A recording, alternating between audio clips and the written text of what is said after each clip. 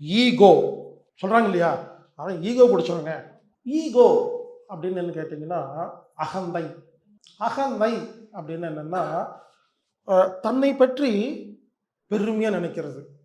தான் நல்லா புரிஞ்சுக்குங்க, நம்மளை பற்றி பெருமையாக நினைக்கிறது தப்பு இல்லைங்க. தன்னை பற்றி பெருமையாக நினைக்கிறது, உயர்வாக நினைக்கிறது தப்பு இல்லை. ஆனால் நான் மட்டும்தான் உயர்வு, நான் மட்டும்தான் சிறப்புன்னு நினச்சா அதான் ஈகோ. எனக்கு திறமை இருக்கு, நான் திறமைசாலி, அது ஓகே, நான் தான் திறமைசாலி, இது ஈகோ.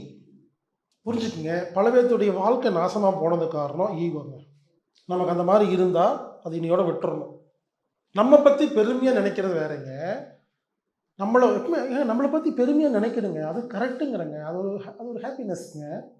கண்டேன் காதலே படத்தில் ஒரு சீன் வரும், அந்த ஹீரோயின் சொல்லுவாங்க, இந்த உலகத்திலே ரொம்ப பிடிச்சது யார் தெரியுமா, யாருன்னு கேட்போம், நான் தான். அது ஈகோ கிடையாதுங்க. நமக்கு பிடிக்கணும், நம்மளே கண்ணாடி பார்த்துட்டு ஏன் சரியில்லை அப்படி டல்லாத்தான் இருப்போம். நம்மளை பற்றி பெருமையாக நினைக்கணும், நம்மளை பற்றி உயர்வாக நினைக்கணும். ஆனால் நான் தான் அப்படின்னு வந்தால் அதற்கான தண்டனை, அதற்கான வீழ்ச்சி வரும்.